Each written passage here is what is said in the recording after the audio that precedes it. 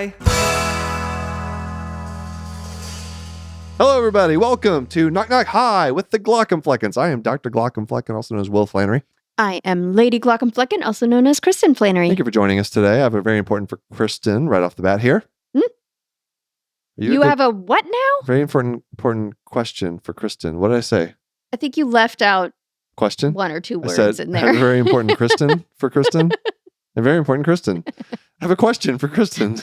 I have a question for you. Are you okay? I'm fine. As you'll hear later on in the outro, I am on call and I got woken up a couple times. Mm-hmm. And on my body, it's just harder.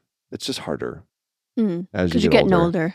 Yeah, it's true. What it does, it takes me longer to fall back asleep after a page. Mm-hmm. And so I was like lay there in bed after I got woken up at 1 a.m. I laid there for like 45 minutes before I was able to fall asleep again. So, but it was a patient that probably had a retinal detachment. That's a pants patient. No, it's not. No? No, it's retinal not. detachments are not pants patients? Not a pants patient. Standard of care is, do you want to be able to see them within 24 hours? That might actually be later with more research that comes out in terms of how quickly you need to reattach someone's retina. So it's an urgent problem, but it's not like emergent. Put your pants on, because honestly, that's such a specialized surgery that I'm sorry I asked. Let's just keep it moving. We're in it now. It would be really hard to do that type of specialized surgery like in the middle of the night, to mobilize the people that need to be mobilized, to get the equipment where you need it at the facility you need to get it at. And it's just easier to do it like during the day. Well, then it's a good thing it's not something that's emergent, because it sounds like you'd be out of luck. If it was emergent, I would make it an emergency. Okay. If it was an open globe, I would have gone in and I would have done the thing. But I got that patient where they needed to go today, this morning. And I hope everything turned out well for them. Absolutely. Absolutely. It will. It will. Okay. What was your question? Are you a good swimmer? Jeez. Goodness. Give you a hard time. No. No, I am not a good swimmer. Why? Did you swim a lot growing up? No. I mean, you had a public pool. We did, but I wouldn't say I swam in it. What'd you do in it? Stood in it? Yeah, kind of. No. I mean, when you're a kid, you play in the pool, but you're not like swimming. You're not doing like the strokes and the yes. So of course, like I can swim to like if I fell out of a boat or something, I could swim. Did you have water safety? Did you have to do a swimming test in school? No, we did not have a pool. Where do you think I went to school? Yeah, we had a pool. Yeah, well, junior high pool. You were like a fancy city rich kid, so. First of all, no, I was not. All right, we solidly middle class. Compared to where I grew up, that absolutely the difference between our two places is I grew up. We were both in Texas, but Texas, everywhere in Texas, prioritizes football, sports, football. Like our kids go to a public school here in the Portland area. And they don't have a there's like no after school. The only sport they have is cross country. Yeah. In my junior high, which again, just like we were like right next to the Houston Ship Channel, next to a bunch of refineries. Like it was a wonderful school district, but it wasn't like fancy pants school district. But you were like 5A, right? Like we were big. You were enormous. It's a big. And so our junior high had 6 different sports we could do. And you got a special award if you played all 6 sports. Mm-hmm. This is explaining a lot about how you parent. I didn't play 6 sports. No, but I did 3.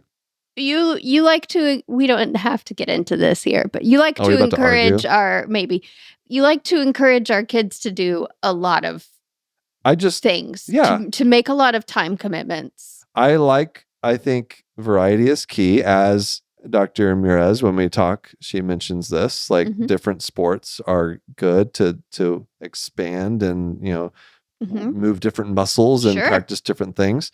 No argument there. I agree with that. And I like to expose my children to different sports.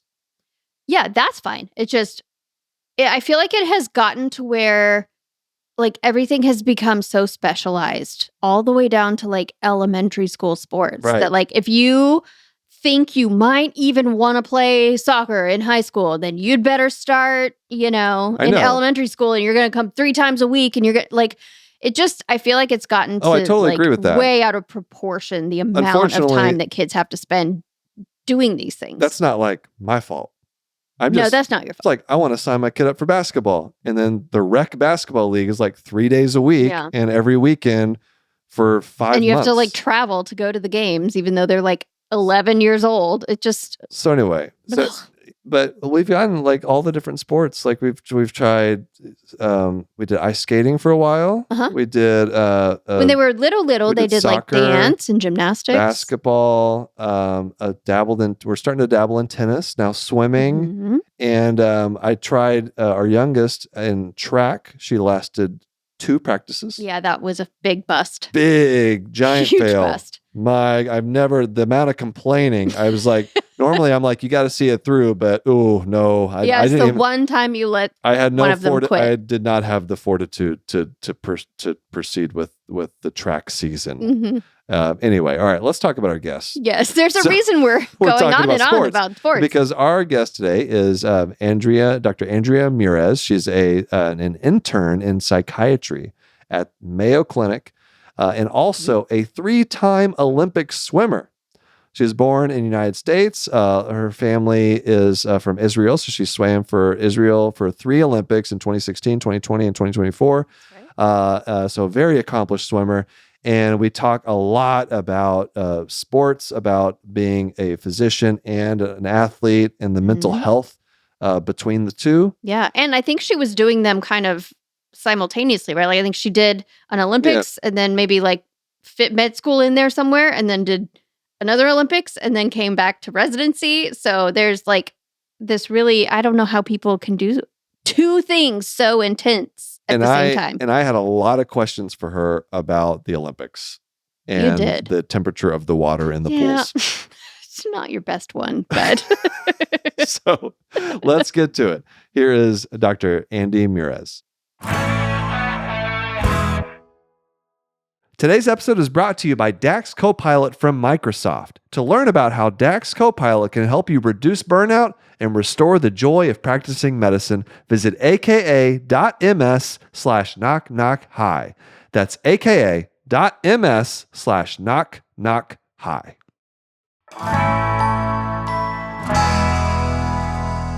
All right, we are here with Dr. Andi Murez. Andi, thank you so much for joining us. Thank you for having me. I got to say, you're coming to us from, it looks like a resident workroom. And it looks like a place you would go to learn. It's very, it looks very academic. So, and I see on the side of you a book called Anxiety. So I think we can all guess what specialty that you're in, although we don't have to guess because we know. So how did you find a place away from everything to do this? We have this is called the GAF reading room. And you can come in here to take some time to yourself, or to read the books on the shelf, or just to finish up notes in a quieter place. See, why I think psychiatry should be taking the lead in how to organize a residency program that focuses on mental health. That makes sense, right? It does make sense. Yes, I think psychiatry and palliative care, you all need to take some pages from their books. I bet neurosurgery doesn't have a nice reading room like this with nice lighting and wonderful, I'm just saying. I don't know. I've never been there. Nor do you want to, I'm sure. Yeah. So what year a residency are you in? I'm an intern, first year. Oh my God, how's it going? It's good so far. I started late. So I started mid-August. Gotcha. And so I've only really had like 3 months here.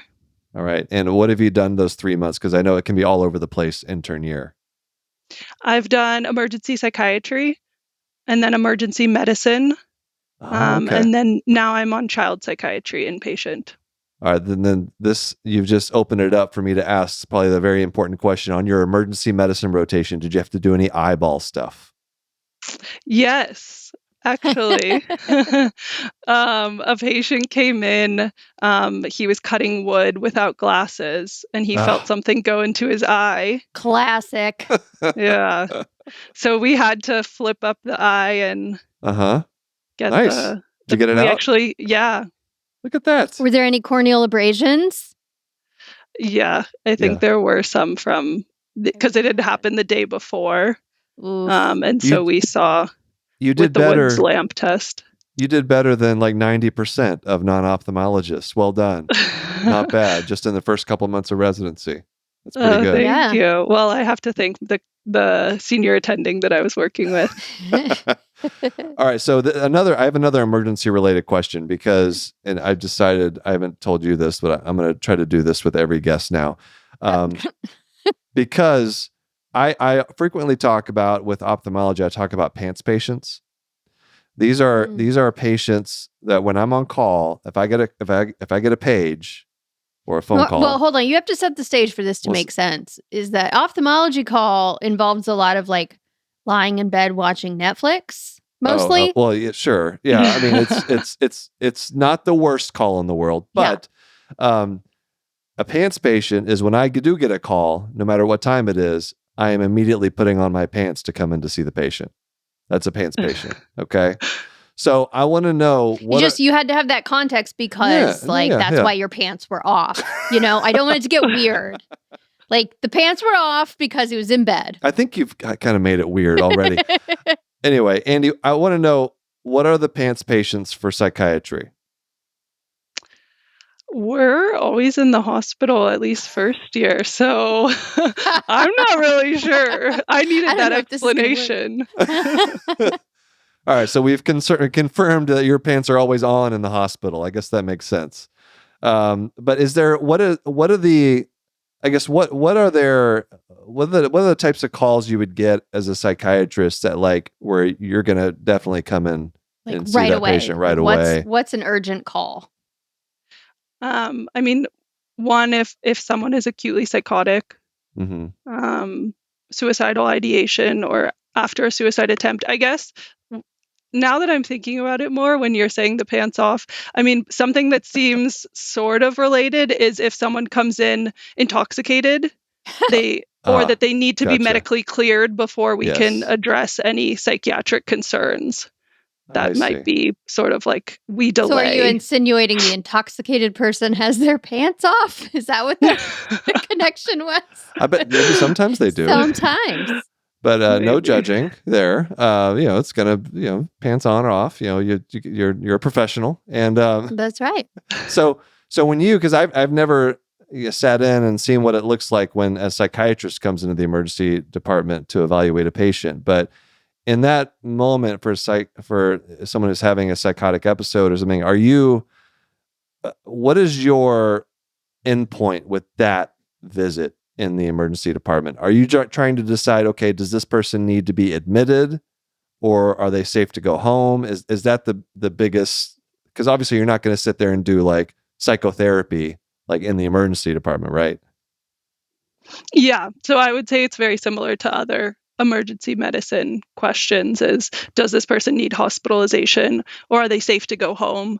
And particularly in our case, is there some other place other than home that they might go? Gotcha. Like a crisis center or something like that they could go to. Okay.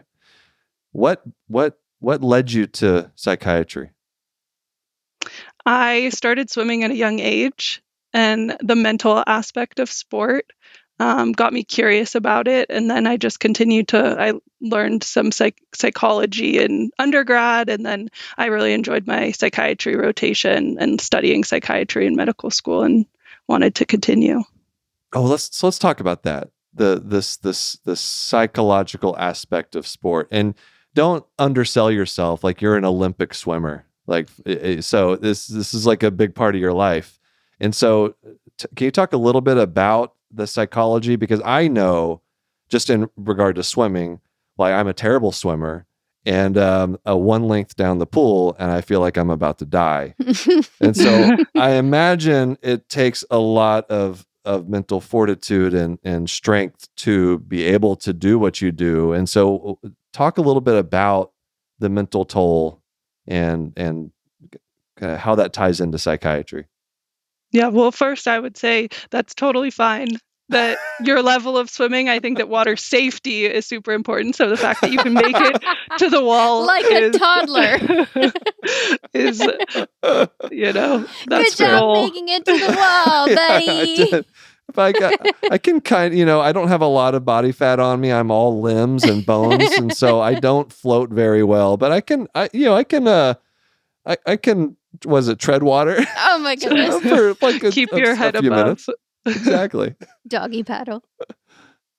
But yeah, tell about so when you talk about the psychology of sport, talk to us about your experience in that, with regard to your swimming and competition. Well, so I started when I was about 12 years old, and most of the training is physical in the water every day.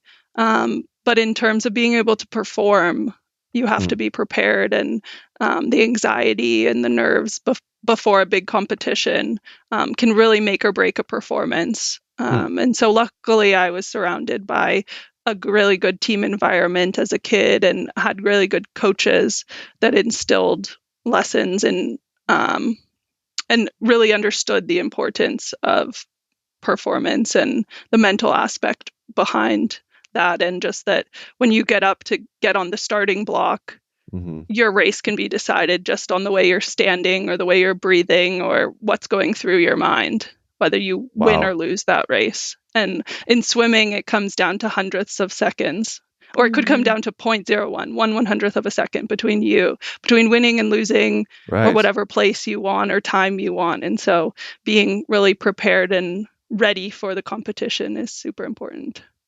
Is there a lot of kind of going through it in your mind and what do you I'm trying to come up with the word, like visualization. Yes, visualization of being on the blocks and then the stars. What is your process to be in the right headspace?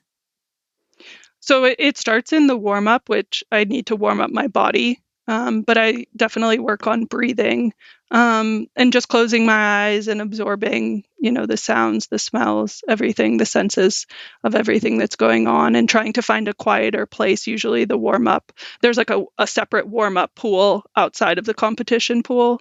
And so just finding a space around the competition pool, around the warm-up pool, or around, and maybe away from our team area, to just sort of get in my own zone. And I usually create a schedule for the day of the competition beforehand so that I don't have to think about it, and I just go off of that schedule and know how much time I should be spending on everything so that I can remove any stress or extra stressors out of the way. And then I generally don't listen to music right before I get up on the blocks. I like to sort of take in the environment, but just sort of having, key words that I say to myself and think about all of the work that I've put in, and then just calm breaths and try and get excited for the race instead of nervous for it.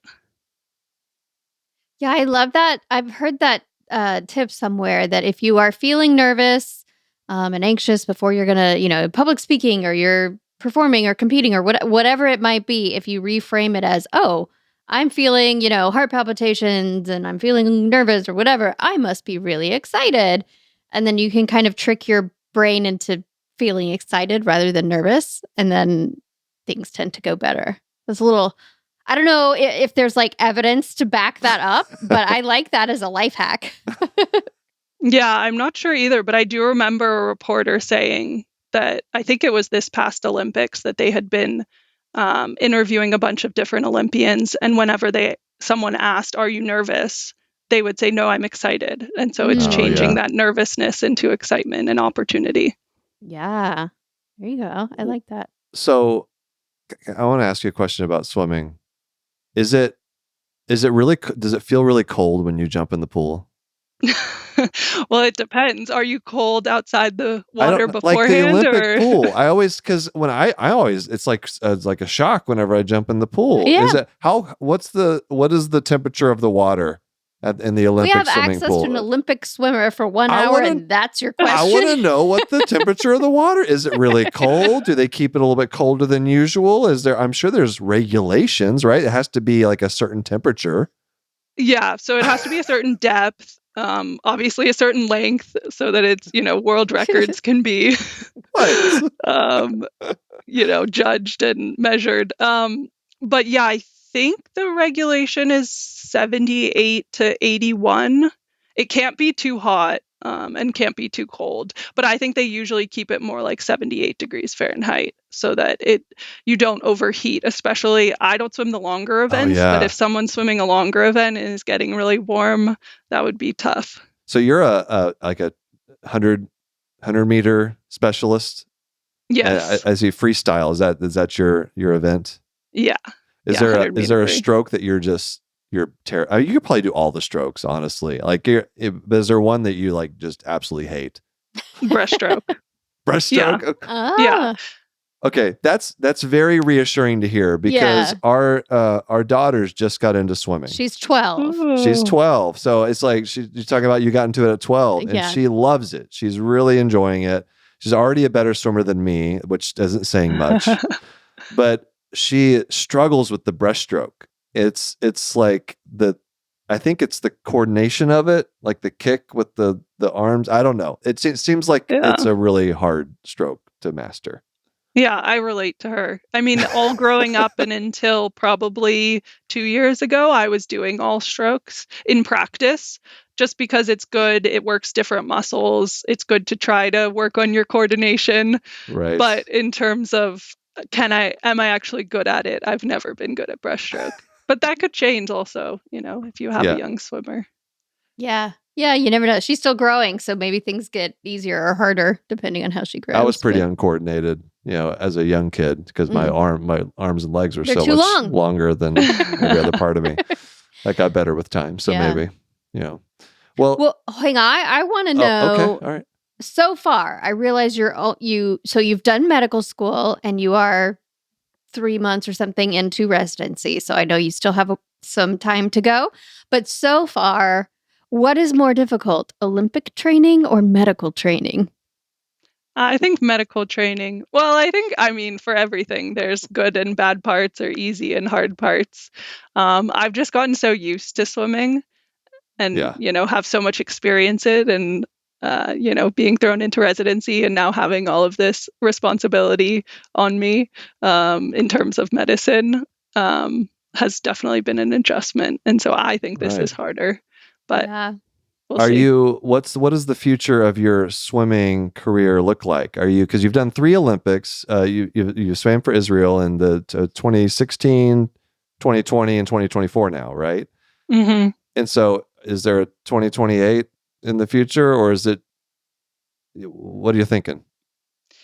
I need to focus on residency, and I think I've had the opportunity to swim more, but I've only gone 3 times so far. 4.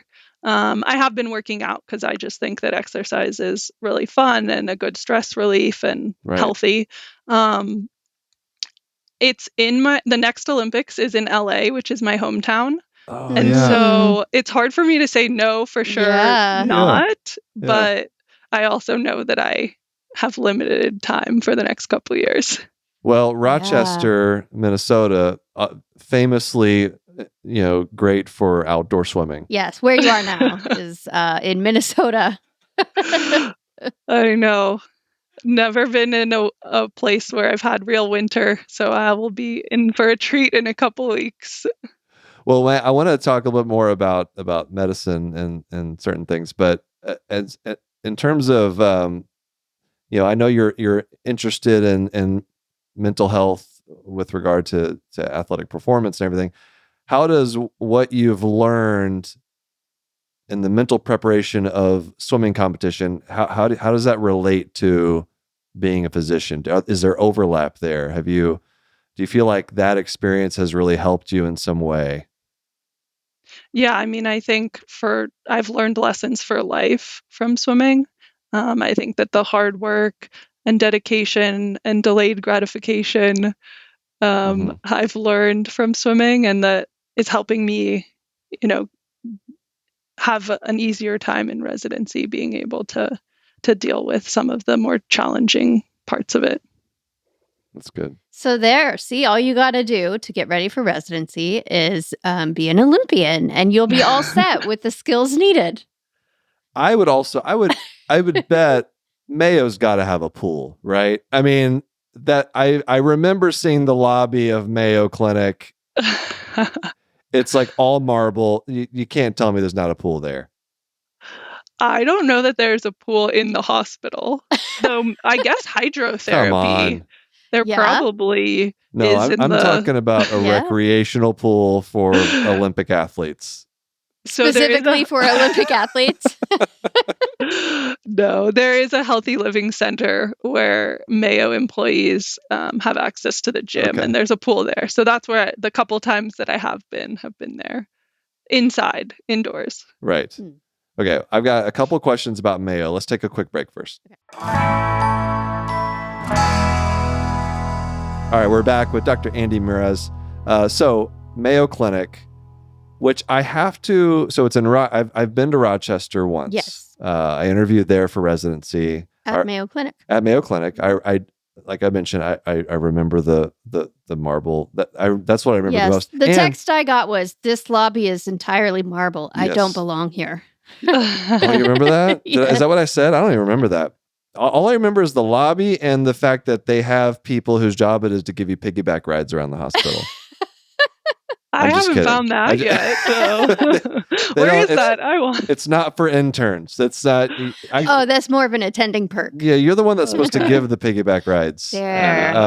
No, but I have to assume that Rochester is like ground center for dry cleaners. Why is that? Because you're wearing a suit every day, right? Isn't that still the thing? Yeah. Okay. I mean, I'm not right now, but the men definitely wear suits every day. Oh, okay. Is that so? Do you have a dress code you have to follow? Is it that? Yeah. To me, like that was almost like a deal breaker for me. Again, I feel like some context is needed here, given that she doesn't know you personally yet. That how do we describe that I'm wearing athletic style? Shorts and a dress shirt? What are you looking at? Well, remember how we told you that he has to put his pants on? Well, no. No, his usual attire is athletic wear or sweats, right? Like, and no judgment, because I prefer the sweats as well. But it's for somebody coming from that level of I'm trying to choose my words carefully. No, you can be as harsh as possible. That's fine. He's got no style. And he doesn't want any fuss in his clothing. And so walking into a place where you have to wear a suit every day, he was just like, I don't think I even need to go to the rest of this. I just remember thinking when I was at Mayo, thinking like, this seems like really hard to do. Like because I only had one suit at the time. And then they're like, how do you do that? You got to buy all this clothing just to be a resident. See, it just was too hard for him. So yeah, but I mean, on the flip side is you don't have to ever choose your outfit. That is true. Know, as long as you get enough of them, right? You know what you're gonna wear. Same thing every day, same look. That's a good point. Mm-hmm. Although I did hear that since recently they have relaxed the dress code a bit. I don't know if you're aware of this. I'm not aware of it. I just got here recently. Yeah. I don't know. They now allow you to wear scrubs on the inpatient side of things. Oh, okay. Yeah. So there you go. Oh, actually, I did hear that since the pandemic, that has changed. For psychiatry, we still wear business clothes on the inpatient units. What part of psychiatry do you think? I mean, you're early, right? So you have time to figure out. But is there a particular area that interests you? Right now, I just want to see rotation by rotation. Yeah. If I survive, then maybe I'm interested in it. No, I'm just kidding. But I am interested in sports psychiatry. Oh, is that a? I didn't realize that was a. Is that an established field, or is it? Well, what is established? I mean, there are people like who specialize. Is that like, can you do like a fellowship in this type of thing? Not yet. But I have 4 years of residency, so maybe by it yourself. Yeah. We've talked to people that have like made their own fellowship programs, and that seems. And if anyone's going to do sports psychiatry, I feel like you are well primed to be the one. Yeah, thank you. Should totally do it. So I am interested in it. Again, it's my first year, so we'll see kind of what happens. But I think that there are a number of more experienced sports psychiatrists that I can at least gain some experience from and knowledge from, and then be able to do it. Yeah. Did you have access to one of those as an athlete or something like that? Not really. We had a psychologist in Israel that we worked with individually. Not a specific in Israel. I don't know of a sports psychiatrist, and so part of my interest would be in helping to facilitate that and raise mental health awareness, especially in sports in Israel. And then I guess in college, I didn't have. There was no sports psychiatry. I don't know that the field was very big at that point, so I didn't have access to one. But I think now some of the universities have it, which is great. Really cool. Like you wouldn't. I feel like this is a parallel between sports and medicine, right? Like both of them are very historically very physical, right? There's this huge biological, physical component to them, obviously. Right. Being on call for 48 hours at a time. In medicine, you're studying all the physiology and treating, and in sports, you're using your body and you're doing. But historically speaking, the mental components or the psychological and well-being components of all of that were not really factored into either one. So it's very interesting to see. Now you're at sort of the confluence of both, and you're kind of, bringing them together in a really interesting way. That's pretty cool. Can I ask you another question going back to the Olympic stuff? Because you're right. Sure. Well, no, because how often do we get to talk to an Olympian, right? How much did you interact with like the other athletes from other countries? Or are you like very much like just hanging out with your team because you have other swimmers on your team, right? How much of was there like free time to just really get to know people from other countries, different cultures? I would say it's a mix. I think overall, a lot of, especially team sports, but even when we had a team of swimmers, you're trying to build that camaraderie and have that culture for your team and prepare for the competition. And so particularly before the competition, there isn't a lot of time. Yeah. You're really trying, especially in swimming, we do what's called a taper. And so we do less in the pool and less physical work. And then you're really just trying to rest and let your muscles recover before the competition. And so, the Paris Olympic Village was beautiful. Yeah. It was along the Seine River, and you could go and have a cup of coffee and sit, by the river. But we tried, the village is huge.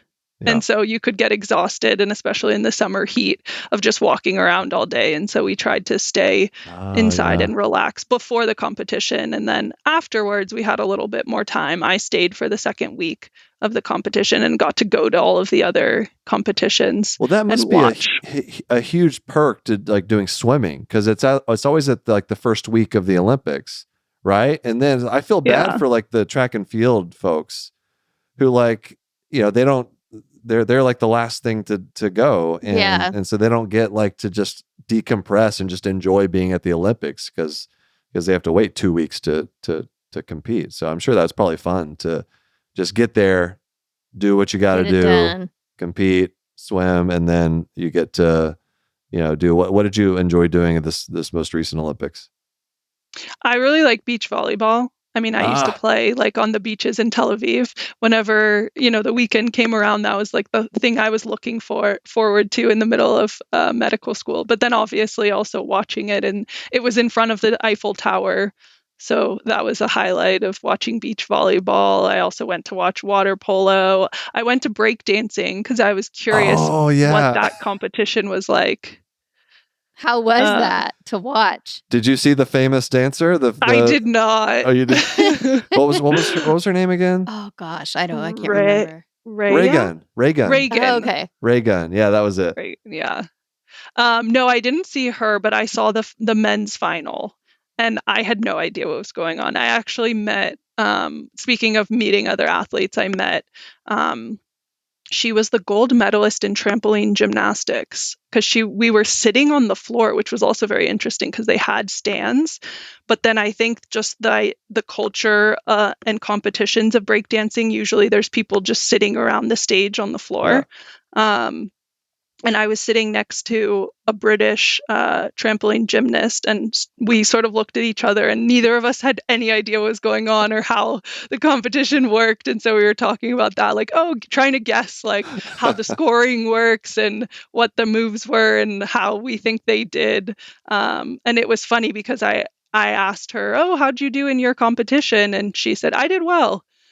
And like, it kind of went through my mind, like, I wonder if I should ask more about this. And then the next day I found out that she had won a gold medal. Oh my God. I was like, oh yeah, you did do well.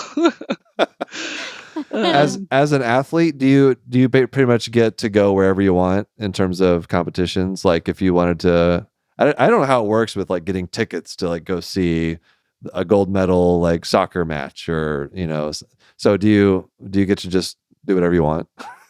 Not really. So there was an app on the phone that you could reserve a ticket for a competition, but you could only reserve for one competition per day to make it fair to everyone to be able to. And there were only a limited number of seats for athletes not in that sport. Because they would need some seats for the other soccer players to be able to watch, I think. And then, there were only a limited number of seats. And I had focused on swimming and thought, I'll just get tickets after. And I think some people, like right when they got to the village and learned about that application, they started reserving their one ticket per day. And so I didn't get to go to as many competitions as I wanted to, but I mean, I still got to go to some for free, and it was amazing. Yeah, that's pretty cool. So your first Olympics was in 2016. Mm-hmm. And was that Rio? Is that right? That was Rio, right? Rio, okay. Do you feel like you learned a lot like over the subsequent Olympics that help you in that competition? I can't imagine how nervous you were like that first Olympics to be competing. And then did it feel easier the subsequent times, or is it always, because that's the biggest stage for swimming, right? Were you just always like tied up in knots competing at the Olympics? I think I was nervous or excited for all of them. Yes, there you go. But I think the experience that I had in the second two were helpful, so that I was able to control that nervousness and turn it into excitement more. What was your favorite location? I don't know, all of them. I mean, so the thing is, one thing that's good is when you go to your first Olympics, like everything is new and the village is huge and you can, walk around and you're so excited to trade pins with people from other countries and all of these things. And so sort of what it's like and can focus more on the racing and competing. And then also Tokyo was just so different. I mean, it was in the pandemic. There were no spectators. So that's wild. It was very different. This seems like it would be kind of eerie. Is that worse as a competition? Do you feed off the crowd? Do you prefer having people there? I mean, can you even hear the crowd? Yeah. Well, yeah. So that's the thing. You only hear the crowd beforehand. Sometimes if it's really loud, you might, turn to breathe and be able to hear it. But I think my race particularly is pretty quick. It's less than a minute. And so there isn't time to realize that there's noise or hear any of that. I don't remember about my particular race in Tokyo, but I remember that we were sitting in the stands for the very first event and the very first heat. So, like the very first swimmers that dove in for the Olympics. One of my teammates was in the pool, and we were so loud. And there were only 3 swimmers, so there weren't that many teammates for cheering for any of them that he could hear us. So that was kind of cool that without all of the spectators making it really loud. But can you shout just on that point? Can you like shout like coaching tips to this like backseat swimming? Is there anything that someone could tell you while you're swimming in the middle of the race to help you do better in the race? Not really. Swim fast. Okay. Yeah, right. Faster. I guess when you're doing a race that's like less than a minute, there's probably only so much you can say, but anyway. Also at that point, it's like it's too late for that. Like you just need to cheer them on at that point. Well, you know how like certain sports, like obviously like certain team sports, you get coaching like during the event. But I just didn't know if that existed in swimming. For the longer races, yes, you can have a coach running along the side of the pool and pointing. If maybe you're on one end of the pool, you might not see someone coming up and passing you. For 100-meter freestyle, you either see them or you don't. No way. One thing I learned about swimming watching the Olympics is that you can can't you like draft off of someone's like waves that they make, right? Yeah. I guess you probably can't do that in a short race, but or maybe you can. I don't know. Does that make a legitimate difference when you're racing? Yeah, I mean, it depends on the race. So sometimes in the middle of the season, I'll try doing that and just have fun with it and, focus on the racing. I think at a big competition, I'm just focused on doing my race plan and swimming my own race. And then I also swim the 200 freestyle. And in that one, there is more strategy. And so moving to the side of the lane and having a draft for the first 100 is helpful to then save your energy for the second 100. But then you also play the game of, is this person actually going to go faster than me? Because I've definitely had it where I thought I would be able to draft and then I just went slower than I wanted to, at least because they didn't do the strategy that they were planning to do. And then also if you're swimming like this, like trying to move to the side, you end up swimming more than the distance you're trying to, or that the race actually is. So it sort of depends on the race and where in the season it is, how important the race is and how much I trust. Like a funny version of chicken. Like who's gonna cooperate? Right, exactly. Yeah. So and another question I had was just, and I think I made a couple jokes about this because there are a few athletes at the Olympics who are in medicine or going to med school, or I think there was the fencer, Lee Kiefer. I think. Don't look at me. Anyway, she's like names. a gold medal, like the fencer. Yeah. And I just the idea of going from this incredible event, competing against the world's best 1 week, and then next week being one of the world's best at your sport, until all of a sudden next week you're like answering questions on rounds about like positive visual phenomenon during psychotic episodes. It's just like the contrast there I found rather funny. Yeah, that would be a bizarre switch all of a sudden. How was that for you coming back to starting? I mean, that's a whirlwind of a turnaround, right? I mean, just to starting your medical career right after competing at the Olympics. Yeah, so I stayed for that week in Paris, which I think was really nice. My family was there as well, so I got to spend time with them. And then I went home for a week and basically just packed up all my stuff and moved out here to Minnesota. On the one hand, I think it's nice because I knew what I was doing after. And I think sometimes athletes get stuck and they have this high, and then all of a sudden there's nothing, and nobody's watching them on TV, nothing. And, you're taking a break and aren't sure if you're going to compete or go for another Olympics or what you want to do with your life. And so it can be kind of challenging. But I also think that a couple weeks would have been nice to have to just sort of relax and come down from that and then get into medicine. But I mean, I knew that this is what I was going to do, and I'm just so happy. I didn't even know if I would be able to take a year off after medical school before residency. So I think just the fact that I had this time I'm just so grateful for it. Yeah. And your program lets you start a little bit late. Is that so you could do this? Yeah. So while I was interviewing with programs, I was like direct about it that I hadn't qualified at that point, but my goal was to qualify, and that if I did, the Olympics were in the end of July, so I would have to start late. And so it's a decent excuse. I imagine it's, hey, do you mind? I'm got this thing. Go do the Olympics real quick. The Olympics, and then I'll be back. Just real quick. If I promise I'll have time to do my internal medicine rotation. I don't know. It's just how was that though? Having to come back and like people are already going. You got to jump in with both feet right from the get go. How was that for you?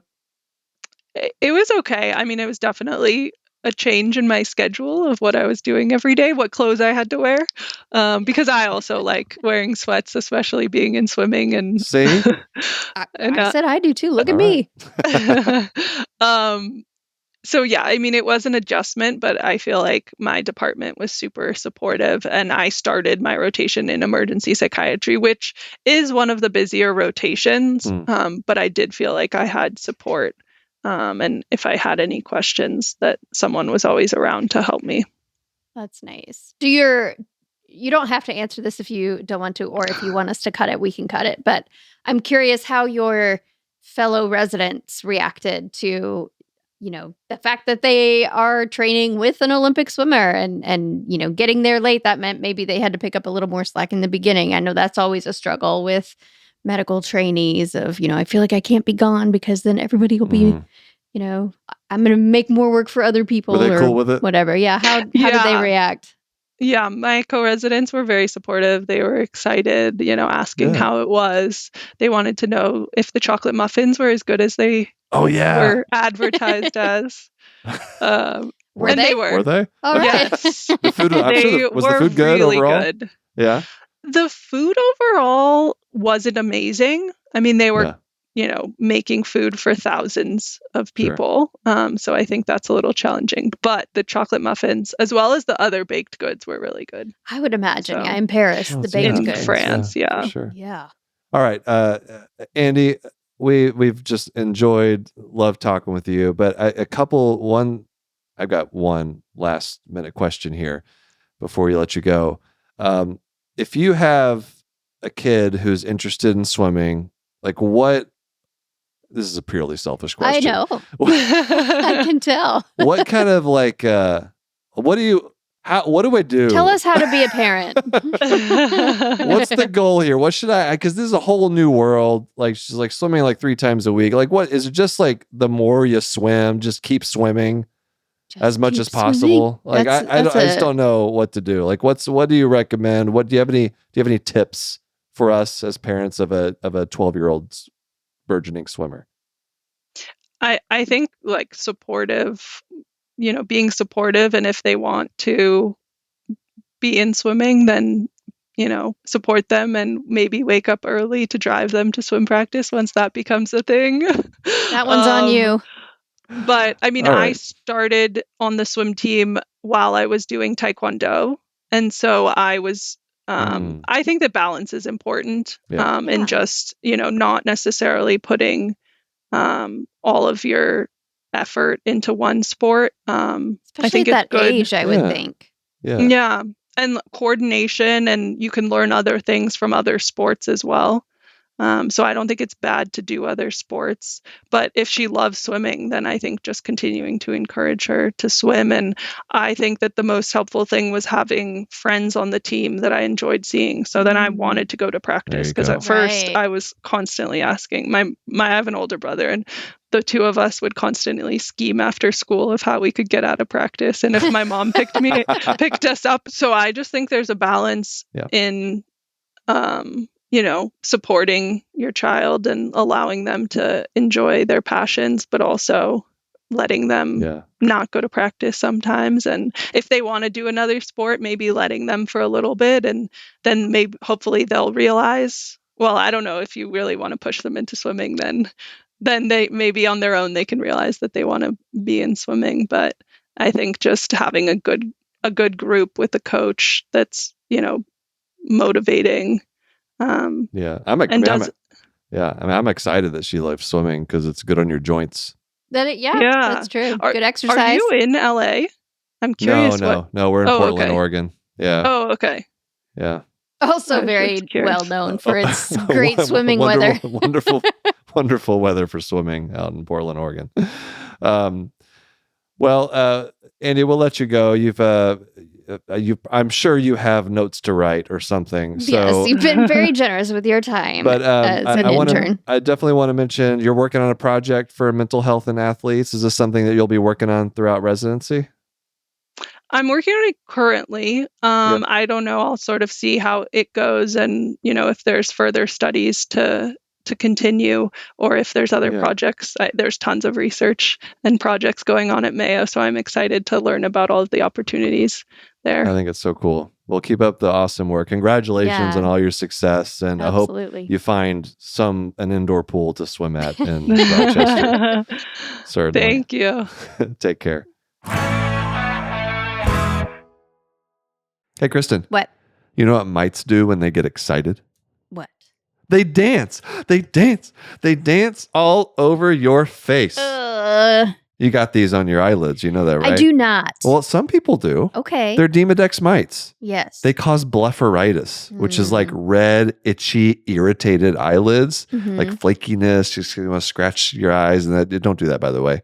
But sometimes that's from disease. Demodex dance. It's the Demodex dance on the eyelids, except it's not that fun because it gives you all those symptoms. All right. So but they're cute, right? They're not. They're not gross. These ones are these stuffy versions. Right. Oh, the real ones, not so much. Are the real ones gross in the microscope? They're still. I think they're still cute, but again, I'm an ophthalmologist. Yeah. But don't get freaked out by this. Okay. Get checked out. All right. You go find out more. Go to eyelidcheck.com. Again, that's EYELID check.com to get more information about Demodex and Demodex blepharitis.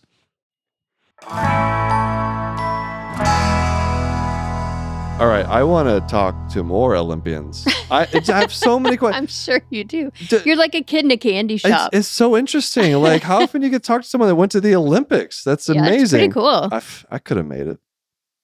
I'm trying to think of which event, if I really put my mind to it, could I have made it in the Olympics? I used to be able to jump really high. Yeah. I've got the body type for a high jumper. I mean, listen. If I really applied myself. I'm sorry to tell you, but you are 39 years old. Whoa, okay. All right. So you're saying chess. Yeah. No, I don't think that's an Olympic sport. Jeopardy? I don't know. What is the one sport that it looks like someone who's older? In the Winter Olympics, curling. That's something. I don't know, though. You have to ice skate, don't you? I mean, I'd be terrible at that, but I got like a 39-year-old could do curling. Maybe not in general. You, but a 39-year-old. Sure. Okay. Yeah, exactly. I mean, LeBron James was in the Olympics, and he's a year older than me. That's true, but he has been doing that for. That's true. I'm not going to compare myself to LeBron James. But the point is, I want to interview all the medical Olympians out there. All the medical Olympians, and also Stephen Nederazic. Yes, of course. Like I've been telling our producers, like, what are we waiting for here? Let's just get like one of the more famous Olympians from the 2024 Olympics to come on to our tiny get on podcast. the knock high with the Glockenfleckens. Talk about glasses for 45 minutes. I would love it. Now, whether other people would love it, I thought they'd love it. Oh yeah. For sure. He's awesome. Captured the nation's attention. He was on Dancing with the Stars too, right?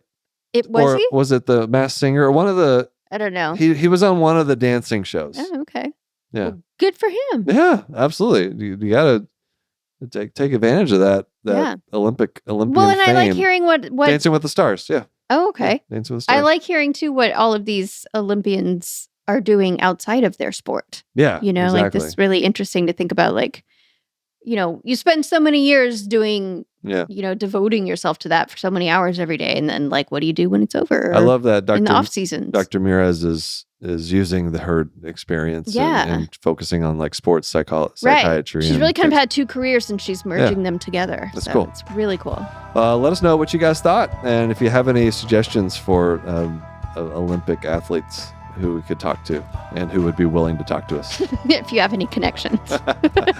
Lots of ways to reach out. Email us, knockknockhi@human-content.com. Visit us on our social media platforms. You can hang out with us and the Human Content Podcast family on Instagram and TikTok. Aggressive. I'm not sure anyone would want to hang out with that family. That was a dysfunctional family. Hang out with Human Content Pods. We got this. They do so many cool podcasts. Yeah. They do Moby's podcast. They do They do, they got one coming out with our buddy. Yes. Friend of the pod. That's correct. Preston Roche. Yep. And yeah, lots of cool stuff. Check it out. Thanks to all the listeners leaving feedback and reviews. We love seeing those reviews. If you subscribe and comment on your favorite podcasting app or on YouTube. I was on call last night. Give me a break. Yeah, and I actually got woken up at 1 a.m. You know how I know? How'd you know? Because I also got woken up at 1 a.m. Because I cursed really loudly. I do remember that. Why did you curse really loudly? Because I didn't want to get woken up. The page came through and I just let out a big giant, F-bomb. And after a while I was like, I bet I probably woke up Kristen with that. Yeah, you did. And then I also heard you talking really loudly on the phone call. Just to clarify, I was nice to the person. who wants to be woken up? I get my frustration out before I get on the phone. Yeah. You're not making it where people are going to want to call their on-call ophthalmologist. Okay. You're not doing any favors. Don't feel bad for me, folks. Okay. But, it's just I'm a little bit tired. All right, we got to keep going here. All right. If you comment on YouTube, by the way, at Glockenfleckens, that's our YouTube channel. We can give you a shout out, at Curoi XHF on YouTube said about the Dr. Betsy Grunch episode, which Lady came out Spine recently. Doc.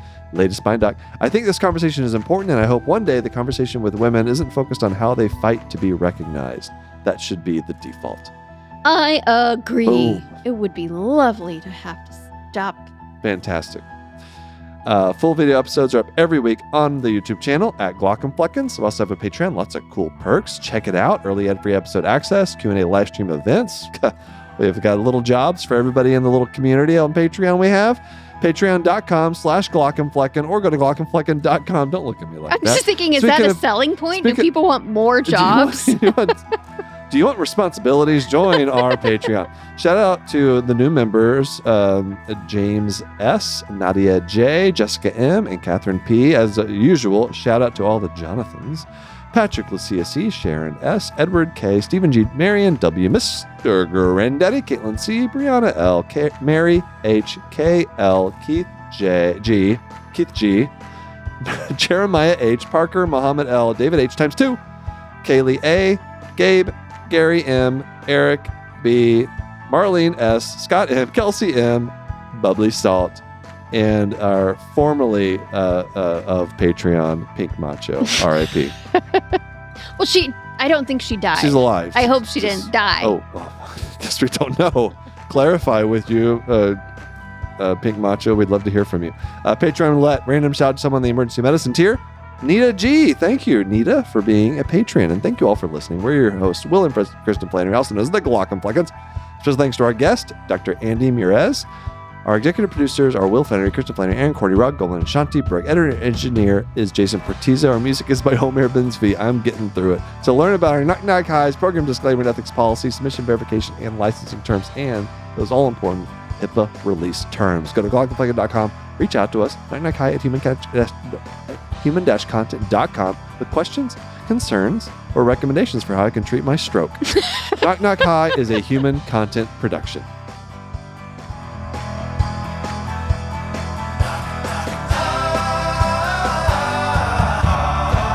Knock knock. Goodbye.